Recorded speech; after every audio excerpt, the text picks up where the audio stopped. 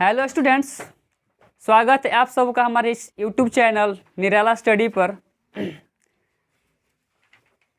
हमेशा की भांति इन साल भी क्या हंस रहे हैं जी, हमेशा की भांति इन साल भी हम लोग अपना इंग्लिश का जो स्टार्ट करने वाले हैं बुक का, वो पोएम सेक्टर से करने वाले हैं। तो क्लास 12 का यानी पहला जो पोएम है जिसका नाम है sweetest love I do not go. Sweetest love I do not गो, जिसके अब पोएट है John Donne. Sweetest love I do not गो जिसके पोएट है जॉन डॉन। और sweetest love I do not गो से बहुत सारे क्वेश्चन आपके एग्जाम में पूछे जाते हैं, और तो हम चाहेंगे sweetest love I do not गो को आपको बारी बारी से लाइन बाय लाइन स्पष्टीकरण कर दें, एक्सप्लेनेशन कर दें। तो जो भी स्टूडेंट चाहते हैं इसको पढ़ना, कृपया अपने बुक को अपने सामने लेकर के तैयार हो जाएं, ताकि लाइन बाय लाइन आपको इसका हिंदी हम समझा सके। ठीक है, तो सबसे पहले कोई भी चैप्टर को स्टार्ट करने से पहले हमें उस चैप्टर के जो या पोएट हो या राइटर हो उनके बारे में जानना बहुत ज़रूरी है, क्योंकि पोएट और राइटर के बारे में बहुत सारा सवाल आपके एग्जाम में पूछे जाते हैं। तो सबसे पहले हम लोग जॉन डॉन के बारे में जाने कि जॉन डॉन है कौन, इनका जन्म कब हुआ था, ये कहाँ से बिलोंग करते थे और इन्होंने क्या क्या चीज़ें अपने लाइफ में की थी। आइए सबसे पहले उनके बारे में बात करते हैं। तो सबसे पहले जॉन डॉन जो है, इनका डेट ऑफ बर्थ है, डेट ऑफ बर्थ इनका है 1572 ईस्वी में, यानी 1572 में इनका जन्म हुआ था। और कितने ईस्वी में? 1631 ईस्वी में। डेट ऑफ डेथ इनका हुआ आपका 1631 में, ठीक ना। यानी 1572 में इनका जन्म हुआ और 1631 ईस्वी में चल गए। ठीक, इसके बाद आता है इनका नेचर, कि ये किस तरह के, किस नेचर के पोएट थे। ठीक है, तो लिखेंगे नेचर ऑफ द पोएट, माने कवि की प्रकृति क्या है। तो जॉन डॉन को हम लोग जनरली मेटाफिजिकल पोएट के नाम से जानते हैं। तो क्या लिखेंगे? Metaphysical poet, metaphysical poet. Question करता है आपके लिए कि John Donne is known as poet. 4 option दिया रहेगा, war poet, metaphysical poet, romantic poet या पेट्रियट पोएट। तो आपको क्या मारना है आंसर? Metaphysical poet. ठीक है, और इसके बाद है इनका जन्म स्थल कहाँ है, डेट, बर्थ प्लेस इनका कहाँ है। ये लंदन में जन्मे थे, इनका जन्म हुआ था लंदन में, ठीक ना। और धर्म से क्या थे ये? रिलीजन से क्या थे ये? कैथोलिक थे, कैथोलिक थे ना। और जबकि पूरा जो इंग्लैंड था एंटी कैथोलिक था। ठीक है, यानी ये जो जॉन डॉन थे ये कैथोलिक परिवार से बिलोंग करते थे, लेकिन पूरा इंग्लैंड उस वक्त क्या था? एंटी कैथोलिक था। मैंने कहने का मतलब है कि स्वयं अकेला ही इनका परिवार जो है ना कैथोलिक था, इसलिए इनका चलता नहीं था, गांव घर में इनका नहीं चलता था। और पूरी तरह से चारों तरफ से लोग एंटी कैथोलिक है, बीच में कैथोलिक है, थोड़ा सा भी गलती कीजिएगा तो कष्ट मार देगा लोग। ठीक है, तो इनका नहीं चलता था। तो धर्म की वजह से इनको एक और भी चीज़ गंवानी पड़ी, उनको अपना जो शिक्षा है ना छोड़ना पड़ा। वो एक्चुअली कोई यूनिवर्सिटी है, ऑक्सफोर्ड यूनिवर्सिटी। ऑक्सफोर्ड यूनिवर्सिटी में ये क्या करते थे? ऑक्सफोर्ड यूनिवर्सिटी में ये पढ़ाई कर रहे थे। ठीक है, लेकिन धर्म की वजह से इनको क्या करना पड़ा? ये ऑक्सफोर्ड यूनिवर्सिटी छोड़ना पड़ा। लोग बोले कि नहीं, ये तुम कैथोलिक से हो, तुम्हें नहीं पढ़ाया जाएगा इस यूनिवर्सिटी में। एक और ऑब्जेक्टिव आपका बन गया कि ऑक्सफोर्ड यूनिवर्सिटी कहाँ पर स्थित है, तो लंदन में स्थित है। तो उनको क्यों छोड़ना पड़ा अपना पढ़ाई? धर्म के वजह से। इसके बाद फिर क्या हुआ, वो मतलब कि कुछ पढ़ाई किए भी आगे चल करके, ठीक है, और पढ़ने के बाद एक बार वे जेल भी गए हैं, ठीक ना, एक बार वो जेल भी गए हैं। किस ईस्वी में? ईस्वी तो नहीं है, ठीक ना, लेकिन एक बार ये जेल गए हुए हैं। काहे ला जी? तो जिस घर में वो रह रहे थे ना, उसी की भतीजी से चुपके से शादी कर लिए थे।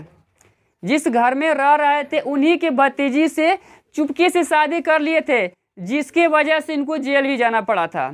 और जेल भी गए तो जो वो नौकरी पाए थे, जॉब पाए थे, वो नौकरी भी हाथ से गंवानी पड़ी थी। यानी कहने का मतलब है कि इनका लाइफ भी बहुत ही कष्टमय लाइफ व्यतीत हुआ है, ठीक है। उसके बाद फिर क्वेश्चन करता है कि जॉन डॉन कितने साल की अवस्था में ऑर्डिनेशन ली, यानी दीक्षा ली है, ठीक है। तो ये जॉन डॉन जो है 42 वर्ष के अवस्था में क्या लिए? ऑर्डिनेशन लिए, दीक्षा लिए, ठीक है। किस चीज का? उपदेशक का, पादरी का, यानी पादरी बन गए, ठीक ना। किस चर्च में जी? Anglican church. एंग्लिकन चर्च में ये क्या बन गए? पादरी बन गए, ठीक है, 42 साल के अवस्था में। और 1615 यानी 1615 जो है ना ईस्वी है, इस 1615 ईस्वी में एंग्लिकन चर्च में अंतोगातवा ये क्या बन गए? पादरी बन गए, ठीक ना। वहाँ से दीक्षा लिए और उपदेशक बन गए, ठीक ना। और उनके नाम पर बहुत सारी मतलब कि कविताएं हैं, ठीक है, जैसे कि सोनट्स भी लिखे हैं। सोनट्स माने क्या होता है? 14 पंक्ति की कविता। सोनट्स भी लिखे हैं, सेटायर्स भी लिखे हैं। सेटायर्स का मतलब होता है आपका व्यंग गीत, ठीक है। इलेजीज भी लिखे हैं, इलेजीज का मतलब होता है शोक गीत, ठीक है। और सेरमोन्स, उपदेश, ये सारे चीज़ के लिए जाने जाते हैं। क्वेश्चन करता है कि जॉन डॉन किस किस चीज़ के लिए जाने जाते हैं? तो सोनट्स के लिए, यानी 14 पंक्ति कविताओं के लिए जाने जाते हैं। सेटायर्स के लिए जाते हैं, व्यंग्यात्मक कविता भी लिखते थे, इलेजीज भी लिखते थे, शोक गीत भी लिखते थे, और सेरमोन्स भी लिखते थे। इन सारे चीज़ों के लिए ये जॉन डॉन जाने जाते थे। ये तो हो गया जॉन डॉन के बारे में संक्षिप्त जीवनी, ठीक है। तो आपको ये जो जितनी भी चीज़ें हैं, इससे बहुत सारे क्वेश्चन तरह तरह से घुमा फिरा करके क्वेश्चन को पूछा जा सकता है, ठीक है। तो आइए अब हम बात करते हैं इस कविता के बारे में, sweetest love I do not गो। चूँकि इस कहानी के बारे में, चूँकि इस एक तरह की कहानी ही है कि जो कवि है जॉन डॉन, वो अपने प्रेमिका से प्रेम करते हैं, अपने प्रेमिका से प्रेम करते हैं, लेकिन लाइफ जैसे स्पेंड होता है, बीच में ही क्या होता है, उनको कहीं जाना होता है। जॉन डॉन को कहीं पर जाना होता है, तो बोलते हैं कि मैं कहीं घूमने के लिए जा रहा हूँ। ऐसे भी औरत जो होती है सखी होती है, ठीक है। अगर कहीं पर जाने की बात करिएगा ना, जैसे इंद्र भगवान को अपने सत्ता का टेंशन रहता है ना, कोई अगर देवता चाहे दानव कोई विशेष कुछ करने लगता है तो इंद्र भगवान को टेंशन होता है, हाय दादा मेरा सत्ता घबराएगा। तो उसी तरह औरतों का टेंशन होता है, अगर कहीं जाएंगे, पता नहीं दूसरे के साथ शादी कर लेंगे, क्या होगा क्या नहीं, कुछ भी नहीं कहा जा सकता है। तो वहीं वो जाने से रोक रही है ना, तो कभी क्या कर रहे हैं, उसको समझा रहे हैं कि देखो तुम ऐसा मत सोचो, तुम लोग का निगेटिव सोच ही क्या करता है, ये पूरा संसार को बर्बाद करके रख दिया है, ठीक है। इस तरह की सोच मत सोचो, तुम पॉजिटिव सोचो, ठीक है। तो किस तरह से समझा रहे हैं, आइए कविता के माध्यम से हम लोग समझें, ठीक है। तो कविता का पहला लाइन दिया है कि sweetest love I do not गो। कह रहा है कि मेरी प्रिय प्रियतम, फॉर वियरनेस ऑफ दी, कह रहा है कि I do not go for weariness of thee. कह रहा है कि मेरी प्रियतम, मैं तुमसे इसलिए दूर नहीं जा रहा हूँ कि मैं तुमसे वियरनेस हो यानी उब चुका हूँ। मैं तुमसे इसलिए दूर नहीं जा रहा हूँ कि मैं तुमसे उब चुका। इसमें दिया है दी, THEE। दी का मतलब यहाँ पर हो जाएगा तुम्हारा या तुमसे, ठीक ना। कह रहे हैं कि मेरी प्रियतम, मैं तुमसे दूर इसलिए नहीं जा रहा हूं कि मैं तुमसे उब गया हूं। ठीक, आगे लाइन में है, nor in the hope the world can show a fitter love for me, और नहीं मैं इस आस में भी जा रहा हूं कि जो वर्ल्ड है, जो दुनिया है ना, ये मुझे तुमसे कहीं बेहतर मुझे प्रेमिका दे सके। मैं इस चाह में भी नहीं जा रहा हूं कि ये जो दुनिया है, ये वर्ल्ड है ना, ये मुझे तुमसे बेहतर कोई प्रेमिका दे सके। ठीक है, आगे देखिए, कह रहे कि but since that I must die at last it is best. कह रहे देखो, मरना तो सबको है, हमको भी मरना है, तुमको भी मरना है, इन लोगों को भी मरना है, तुम लोग को भी मरना है ना जी, मरेगी लोग ना, तो सबको मरना है, तो इससे बढ़िया है, it is best for me, तो सबसे मेरे लिए बढ़िया अभी है। ठीक है, ट्राई करते हैं।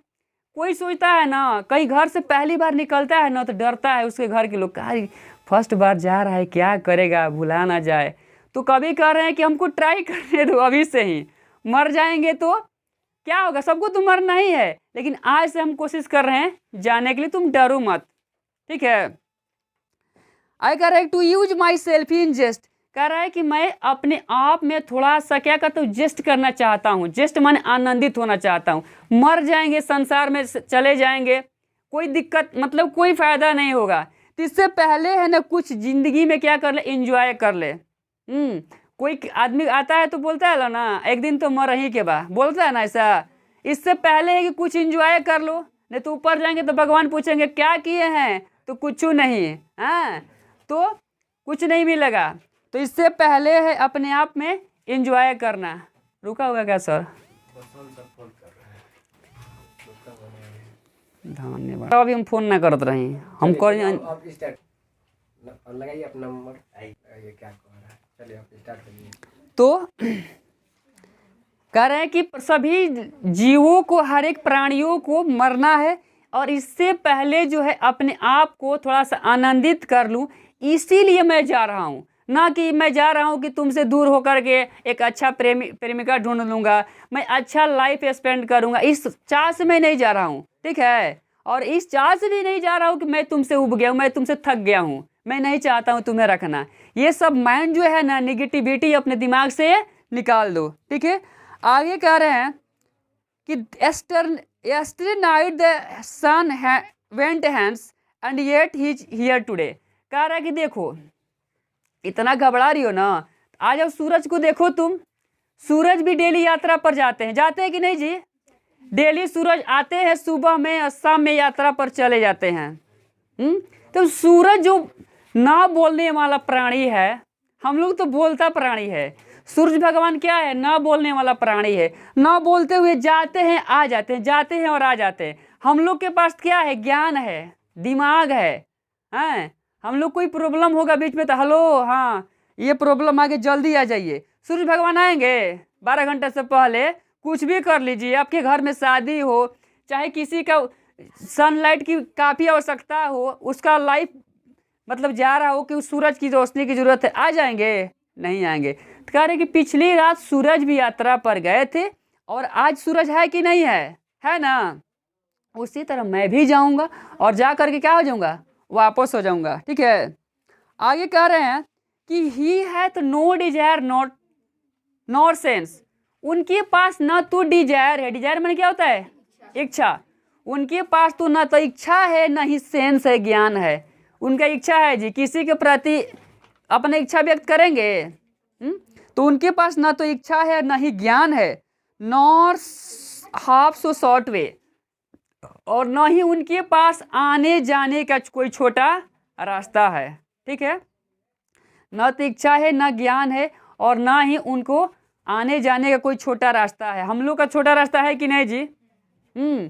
सीधे ना जाएंगे हम लोग, क्या कट करके जल्दी निकल जाएंगे, सूरज भगवान कट करके चले आएंगे 12 घंटे से पहले, ऐसा हो ही नहीं सकता है।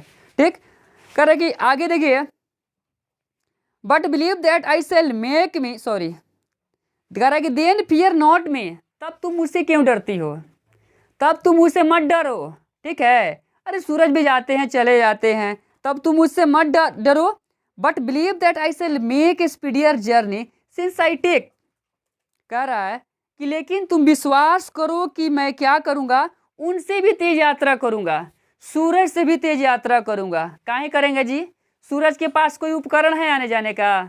हैं? उनको तेजी में आना होगा तो बाइक या मोटर, मतलब कि कोई ये रास्ता अपना सकते हैं, ट्रेन का या हवाई जहाज़ का कोई रास्ता नहीं अपनाएंगे। लेकिन हम लोग को जिस तरह का इमरजेंसी रहता है उस तरह काम करते हैं। मुंबई में रहते हैं, घर में कोई डेथ कर जाता है, भाई काम क्रिया करना है, जल्दी आइए, फ्लाइट पकड़ के तुरंत चले आते हैं। सूरज भगवान से बोलिए कि फ्लाइट पकड़ के तुरंत चले आइए, हैं हमारा घर कल शादी है ऐसा हो सकता है? हैं बारिश हो रही हो, सूरज भगवान को फ़ोन कर दीजिए कि सुबह चलिए, हमारा घर शादी बा, ठीक है, तो आएंगे। उनके पास ना तो डिजायर है, ना ही सेंस है, ना उनके पास कोई कन्वेनियंस है, आने जाने का कोई छोटा रास्ता भी नहीं है, ठीक है। आगे कह रहे हैं कि since I take more wings and speeds then ही, कह रहा है कि उनसे मैं तेज यात्रा क्यों करूँगा, क्योंकि उनसे ज़्यादा मेरे पास उपकरण है, उनसे ज़्यादा मेरे पास पंख है आने जाने का, उनके पास कुछ भी नहीं है। जब सूरज भगवान जा कर के आ जाते हैं, टेंशन नहीं करते हैं, तो तुम काहे टेंशन कर रही हो? क्या कोई पूछना है? कोई पूछना है तो पूछ सकते हो एकदम खोल करके। वीडियो से हमको मतलब नहीं है, ज्ञान से मतलब है। वीडियो तो चल रहा है, इंद्रजीत अपना काट कूट करवे करेंगे इसमें। कुछ पूछना है तो पूछ सकते हैं, नहीं तो हमको आगे चलने दीजिए। कह रहा है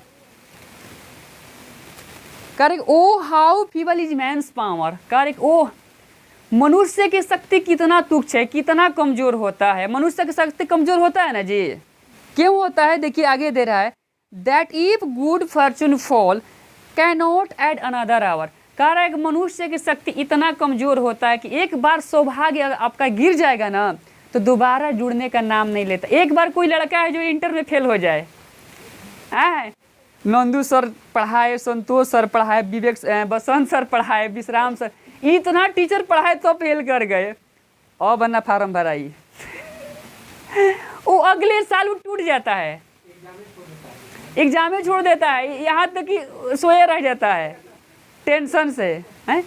तो एक बार अगर मनुष्य की शक्ति जो मनुष्य का पावर अगर गिर जाता है ना, सौभाग्य, तो दूसरे पल जुड़ने का नाम नहीं लेता है, क्योंकि आदमी टूट जाता है, ठीक है। आगे कह रहे हैं कि nor a lost recall hour recall, ना ही एक खोया हुआ जो समय है वो वापस आएगा, खोया हुआ जो समय वापस आएगा कभी नहीं आएगा। बट कम बैड चांस, लेकिन बुरे अवसर तो आते जाते रहते हैं, बुरे अवसर जो है वो हमेशा आते जाते रहते हैं, लाइफ में आते हैं ना जी। And we join to it our strength and we teach it art and length. और क्या करते हैं, जब बुरे दिन आता है तो हम लोग क्या करते हैं, पूरी तरह से सारे लोग अपनी शक्तियों को इकट्ठा कर देते हैं, यहाँ तक हितई नतई के भी लोग आ जाते हैं, क्या हुआ है जी, प्रॉब्लम है, चलो मिल करके सॉल्व कर देते हैं। लेकिन अच्छा दिन होता रहता है तो कोई कुछ करता है?